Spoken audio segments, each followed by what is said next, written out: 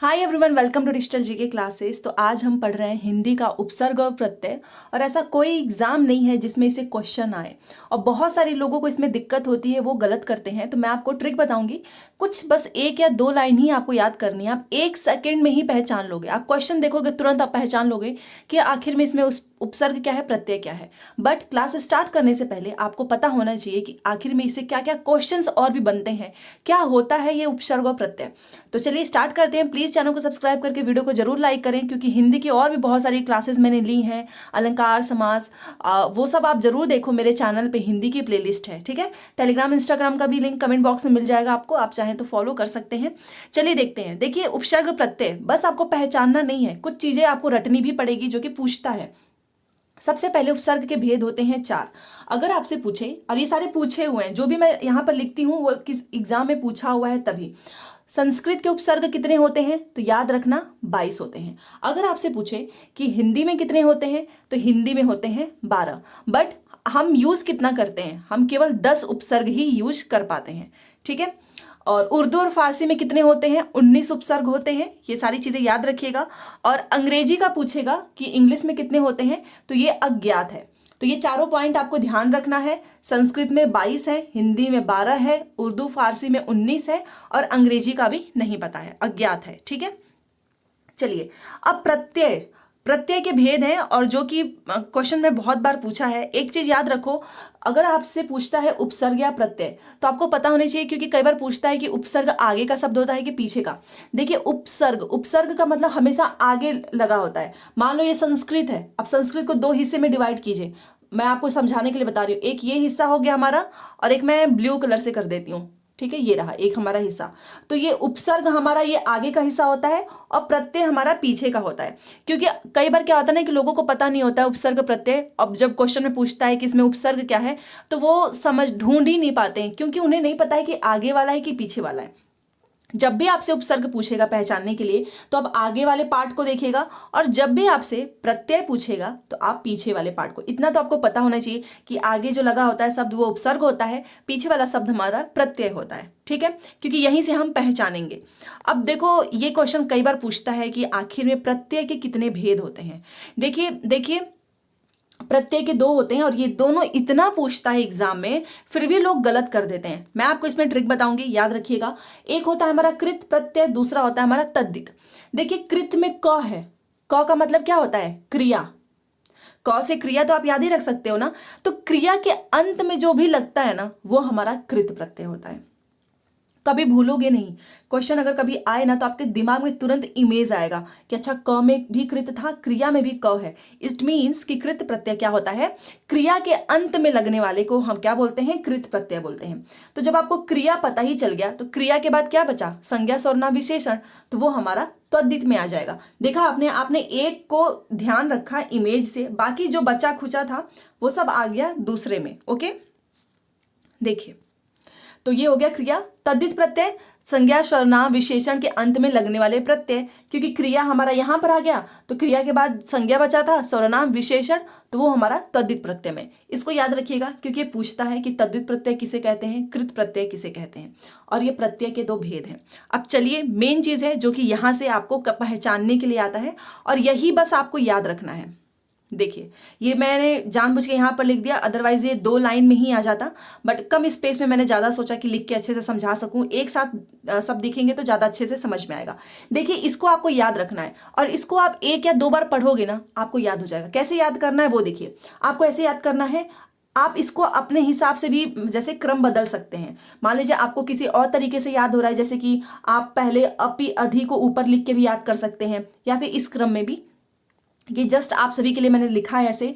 देखिए, आ, अव, उप, अप, अभि, अति, अपि, अनु, अधि। आप चाहें तो ये अधि यहां पर लिख के भी याद कर सकते हैं। उत, सत, सु, सम, नी, निर, निस, वी, दुस, दुर, प्रति, परि, प्र, परा। बस इतना ही याद करना है, बहुत आसान है। आप पहली बार बोलोगे ना, तो आपको नहीं लगेगा। एक बार आप मेरे साथ जरूर बोलिएगा, प्लीज, वीडियो देख रहे हैं तो ऐसे बोलिएगा। आ, अव, उप, अप, अभि, अति, अपि, अनु, अधि, उत, सत, सु, सम, नी, निर, निस, वी, दुस, दुर, प्रति, परि, प्र, परा, ये सारे उपसर्ग हैं। आपको पता है, आपको बस इतना ही याद करना है। यही उपसर्ग जो है, शब्द, कोई भी शब्द लिखा है उसके आगे आपको यही सारे उपसर्ग मिलेंगे, तो आप तुरंत पहचान जाओगे कि अच्छा इसमें आ उपसर्ग है, इसमें अ उपसर्ग है, इसमें उप है। ठीक है। बाकी यहाँ पर नोट में मैंने लिखा है कि उपसर्ग में बड़ी ई नहीं आती है, तो हमेशा कभी कभी ऑप्शंस में गलत लिखे रहते हैं, यही सेम लिखा रहेगा, अभी में एक में बड़ी, एक में छोटी ई, तो छोटी ई के साथ जाइएगा। और एक चीज़ और मैं आपको बताना चाहूँगी, ये जो आप नीचे ऐसे देखते हो ना, नीचे हलंत लगा होता है, इसका मतलब होता है वो आधा म है, जैसे आधा तो है, आधा म है, आधा र है। ठीक है। तो ये 2 लाइन आपको बस याद रखना है। आप उपसर्ग से चाहे 1000, 1,00,000 कितने भी वर्ड सिर्फ इन 2 लाइन से पहचान सकते हो। चाहे कोई भी क्वेश्चन आ जाए, आप एक बार इसको याद करके क्वेश्चन जरूर लगाना। अभी मैं आपको कराने वाली हूँ क्वेश्चन, चलिए देखते हैं। अभी हम देखे हैं, अभी मैंने आपको आ, अव, उप, अभी, अधि सब ये पढ़ाया था। देखिए, ये अत्याचार है। ठीक है। अत्याचार में क्या उपसर्ग हो सकता है? अति ही होगा, अभी तो होगा नहीं, क्योंकि हमको उपसर्ग आगे का देखना होता है। ठीक है। अत्यंत में कौन सा उपसर्ग होगा? अति उपसर्ग होगा, अभी मैंने आपको बताया। अध्यादेश में आगे का देखना है, याद रखना, पीछे वाले से कोई मतलब नहीं है, क्योंकि उपसर्ग हम देख रहे हैं। अध्यादेश में क्या, कौन सा उपसर्ग होगा? अधि होगा। ये उपसर्ग जो मैं आपको ऊपर बताई हूं ना, क्योंकि ये इनके अलावा और कोई उपसर्ग नहीं होता है, तो कई बार गलत चीजें भी लिखी होती हैं, तो आप इसको पढ़े, याद किए हैं तो आप आराम से कर लेंगे। उन्नति में क्या होता है? उत्त होता है। अनुरोध में अनु होता है। अभिष्ट में अभि होता है, क्योंकि भ है, आगे का देख रहे हैं। अवशेष में क्या है? उपसर्ग अव है। अब ठीक है, यहां पर देखिए, संगति, याद रखना, जब भी किसी भी नाम के आगे ऊपर ऐसे बिंदी लगी होती है, तो इस बिंदी को हम हटाकर उसके जगह पे म के नीचे हलंत लगा देते हैं। तो ये पहचानने का तरीका है। कई बार ऑप्शंस में ऐसे, मान लीजिए यहाँ पर संगति लिखा है, तो मैंने क्या किया, ये जो आपको गोल वाली बिंदी दिख रही है, इसको मैंने हटाकर म के नीचे हलंत लगा दिया, यही राइट है। ये पहचानने का नियम है। जब भी आपसे पूछे कि संगति में कौन सा उपसर्ग है, तो हमारा सम उपसर्ग है। निश्चल में कौन सा उपसर्ग है? निस है। निर्मल में निर है। पर्यावरण में परि उपसर्ग है। सज्जन में सत प्लस जन से बनता है, तो ये हमारा उपसर्ग है और ये हमारा प्रत्यय है। देखा आपने, आपने सिर्फ इतने ही लाइन याद किए। अगर मैं इसको थोड़ा सा छोटा करके आपको दिखाने की कोशिश करूं, यहां पर देखिए, आप खुद देखो ना, ये अति, अति, अधि, उन, सम, निर, निस, ये सब इसी में लिखा हुआ है। और ये अगर आपको याद है तो आप तुरंत 1 सेकंड में पहचान जाएंगे कि अच्छा, ये तो उपसर्ग मैंने पढ़ा है, ये सारे यहाँ पे मैच कर रहे हैं, तो ये इसके बाहर कुछ नहीं आएगा। थोड़े से एग्जाम्पल रखे हैं, आपके कोई भी किताब उठाओ, उसमें से चाहे 1000, 2000 सारे वर्ड्स बन जाएंगे। अब प्रत्यय करते हैं। प्रत्यय जैसा कि आपको पता है, पीछे वाला हिस्सा होता है, पीछे वाला, मान लीजिए वैवाहिक लिखा है, तो ये वाला जो होता है ना, वो प्रत्यय होता है। प्रत्यय में बहुत इंपॉर्टेंट एक चीज बस बताऊंगी, साउंड पे जरूर जाना। एक बार आप उसको बोलकर देखो, जैसी आवाज निकले वैसा भी होता है इसमें, साउंड पे। प्रत्यय देखते हैं। प्रत्यय में ये तीनों चीजें आपको ध्यान रखनी है। ये देखिए, इक, य, अ, ये आपको लास्ट में मिलता है। जैसे कि मान लीजिए अ है, ठीक है, अ या आ, ये मिलकर के अब आ हो जाता है। ई में अगर आपने छोटी ई मिलाई, या फिर ए में बड़े ए मिलाए, तो ए हो जाता है। ये बस समझने के लिए ऐसे मैंने लिखा है, वैसे इसका कोई मतलब नहीं है, आपको इसको ध्यान नहीं रखना है। ये कुछ लोग होते हैं जो बार बार पूछते हैं वहां, इसलिए मैंने यहाँ पर लिखा है। ठीक है। बाकी आप देखो, ये विवाह है, आप विवाह है, ओके। अब मैं इसको चेंज कर दूं, जैसे कि वैवाहिक। अब वैवाहिक में आपको क्या, वैवाहिक, इक का साउंड आ रहा है या नहीं आ रहा है, बताओ। तो ये हमारा इक प्रत्यय है।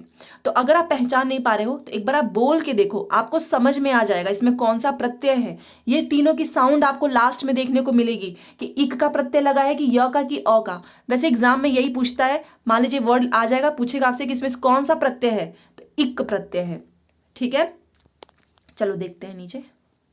अब इक प्रत्यय क्वेश्चन लिखा रहता है, ये सारी चीजें मैं आपको समझाने के लिए लिखी थी कि अंश से हमारा आंशिक बनता है, कर्म से हमारा कार्मिक बनेगा, चमत्कार से हमारा चमत्कारिक बनेगा, विज्ञान से हमारा वैज्ञानिक बनेगा। ओके। बट क्वेश्चन कैसे पूछेगा आंशिक में कौन सा प्रत्यय है। आप एक बार बोलो आंशिक, इक का साउंड आया है, मैंने इसीलिए बोला साउंड पे ज्यादा ध्यान दो, रटने की जरूरत ही खत्म हो जाएगी। कार्मिक, इक आ रहा है। चमत्कारिक, इक आ रहा है। वैज्ञानिक, इक आ रहा है। देखा आपने। तो ये क्वेश्चन ऐसे ही पूछेगा, इसमें कौन सा प्रत्यय है, तो आप उसको बोलकर देखो, लास्ट वाला क्या साउंड निकल रहा है, वही आपका प्रत्यय हो जाएगा। बहुत आसान है। चलो, अब हमने देखा था ना इक, अब य वाला देखते हैं। अब ये देखिए, आपको इसमें ना लास्ट में य का साउंड मिलेगा। जैसे कि स्वस्थ से बना स्वास्थ्य, सहित से बना साहित्य, पंडित से बना पांडित्य, धीर से बना धैर्य, पश्चात से बना पाश्चात्य। बट क्वेश्चन कैसे पूछेगा वो इंपॉर्टेंट है। देखिए क्वेश्चन कैसे पूछता है, बोल लिखा रहेगा स्वास्थ्य में कौन सा प्रत्यय है, तो स्वास्थ्य य का साउंड आ रहा है। या फिर बहुत से लोग क्या करते हैं ना, लास्ट की चीजें पहचान के भी लिख देते हैं, बट एक चीज इसमें और हो जाता है कि कुछ लोग ना दो दो शब्द लिख देते हैं तो गलत हो जाता है उसमें, ठीक है। साहित्य, पांडित्य, धैर्य, पाश्चात्य, इनमें य का साउंड आ रहा है, तो ये हमारा य प्रत्यय है। और कौन सा एक प्रत्यय बाकी है, अ वाला, देखिए ये भी बहुत आसान है, इसको भी सेम आपको वैसे ही करना है। इसको थोड़ा सा मैं छोटा कर देती हूँ। हाँ देखिए आप यहाँ पर वासुदेव है, ओके, मैंने क्या किया, वासुदेव को यहाँ पे तोड़ा हुआ है, देखिए दो शब्दों, दो पार्ट में, वसुदेव प्लस अ, क्योंकि वसुदेव में अगर आप अ प्लस अ करते हो तो ये हमारा बन जाता है वासुदेव। अब वासु तो हमारा हो जाएगा उपसर्ग और देव ये हमारा हो जाता है प्रत्यय, मतलब आप ऐसे ही तो तोड़ते हैं ना। तो इसमें कौन सा प्रत्यय आ रहा है आप बताओ लास्ट में, ये व कैसे बना है आप बताइए। व में अगर आप प्लस अ करोगे तभी तो आपका ये व बनेगा ना, वसुदेव, हम अप्रत्यय कर रहे हैं। तो चलिए साउंड पे चलते हैं, ओके। मधु से बन गया माधव, यदु से बन गया यादव, कुरु से बन गया कौरव, पंचाल से बन गया पांचाल। अब आप बताइए क्या आपने माधव बोला, मेरे साथ बोलिए, माधव अ का साउंड आया, यादव लास्ट में आप साउंड पे जाओ, यादव अ का साउंड आ रहा है, कौरव अ का साउंड आ रहा है, पांचाल अ का साउंड आ रहा है। क्योंकि जो लास्ट के जो भी शब्द है ना इसमें अ का साउंड आएगा ही, तभी जाकर ये अ से बना है। तो उपसर्ग में आपको ये दोनों लाइन्स याद रखनी है, ये सारी चीजें हैं ये आपको याद रखना है, ओके। और अगर आप प्रत्यय करना चाहते हो तो प्रत्यय को सबसे आसान तरीका, कोई भी वर्ड देना, कोई भी वर्ड हो आंशिक, इसको दो हिस्से में तोड़ दो आपको समझ में आ जाएगा, ठीक है। आप जैसे वासुदेव है तो वासुदेव प्लस अ मिलके ही तो बनेगा ना, मान लीजिए ये अ है तभी तो वासुदेव बना है, वसुदेव। तो आप इसको तोड़ो या फिर आप इसका लास्ट का जो है साउंड, चमत्कारिक, कार्मिक, आंशिक, एक बार बोल के देखिए, आपको अपने आप पता चल जाएगा इसमें कौन सा प्रत्यय है। माधव, स्वास्थ्य, ठीक है। तो बहुत आसान है उपसर्ग प्रत्यय, और एक बार इससे आप क्वेश्चंस की प्रैक्टिस जरूर करना, या तो मैं कल करा दूंगी आपको अपने ही चैनल से। तो चलिए ऐसे और क्लासेस मिलती रहेंगी, और इसमें बहुत सिंपल सी बस दो ही चीज़ें हैं, एक तो आपको ये दो लाइन याद रखनी है, और दूसरा इसमें आपको इसके वर्ड्स पे जरूर जाना है, क्या लास्ट में साउंड आ रहा है। तो ये तो कोई ट्रिक भी नहीं है, ये तो आपको बस एक बार समझना है, एक बार आप समझ गए कहानी खत्म, ठीक है। क्योंकि इससे आप 2 लाख 3 लाख चाहे कितने वर्ड्स भी आप आराम से बना सकते हैं। तो चलिए मिलते हैं नेक्स्ट क्लास में। थैंक्स फॉर वॉचिंग, और प्लीज़ चैनल को सब्सक्राइब जरूर करें।